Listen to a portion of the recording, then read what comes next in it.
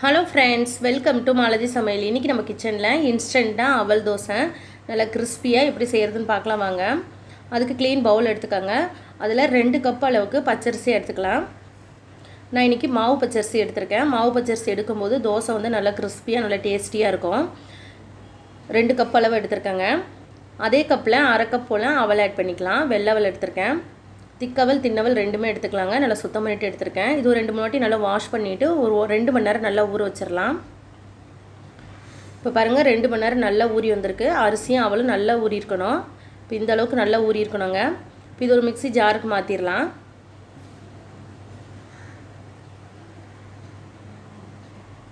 இப்போ 1 கப் அளவுக்கு மோர் ஆட் பண்ணிக்கலாம். அரை கப் தயிரில் அரை கப் தண்ணி ஊற்றி நல்லா பீட் பண்ணிவிட்டு இதில் ஆட் பண்ணிக்கோங்க.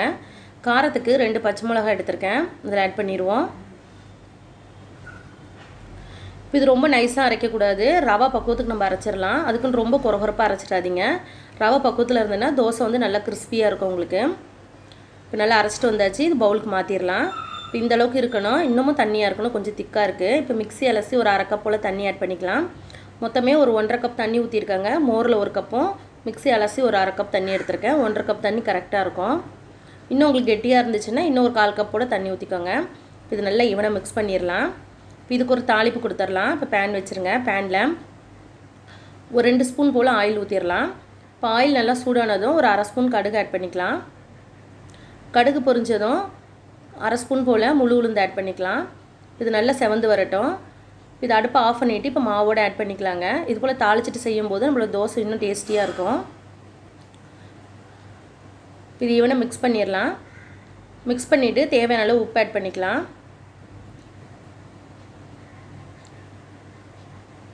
இப்போ கடைசியாக ஒரு கைப்பிடி அளவுக்கு கொத்தமல்லி நல்லா பொடியாக கட் பண்ணி இதில் ஆட் பண்ணிடலாங்க. உங்கள்கிட்ட கருவேப்பிலை இருந்தாலும் கருவேப்பிலை ஆட் பண்ணிக்கோங்க.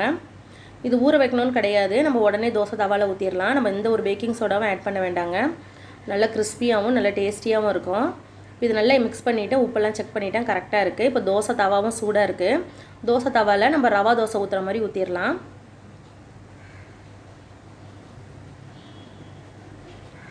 இப்போ கொஞ்சமாக உள்ளுக்குள்ளே மாவு ஃபில் பண்ணிடலாங்க.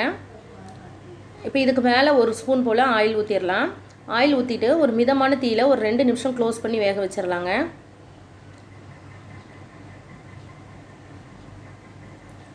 இப்போ க்ளோஸ் பண்ணிடுவோம். ஒரு 2 நிமிஷத்துக்கு அப்புறம் பார்க்கலாம்.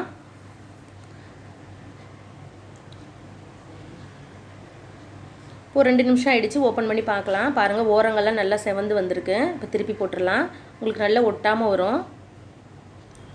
இப்போ இந்த பக்கமும் ஒரு நிமிஷம் வேக விட்டுடலாம்.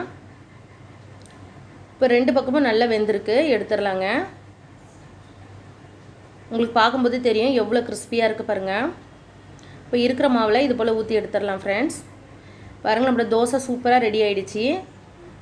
அவளும் பச்சரிசி இருந்ததுன்னா கண்டிப்பாக இது போல் ட்ரை பண்ணி பாருங்கள். உங்களுக்கு பார்க்கும்போதே தெரியும் நல்லா கிறிஸ்பியாக வந்திருக்கு. கார சட்னி தேங்காய் துவையலோடு ரொம்பவும் டேஸ்டியாக இருக்கும். இந்த வீடியோ உங்களுக்கு பிடிச்சிருந்ததுன்னா எங்கள் சேனலுக்கு லைக் பண்ணுங்கள், ஷேர் பண்ணுங்கள், கமெண்ட் பண்ணுங்கள். மறக்காமல் malathi சமையலுக்கு சப்ஸ்கிரைப் பண்ணிக்கோங்க ஃப்ரெண்ட்ஸ். தேங்க்யூ.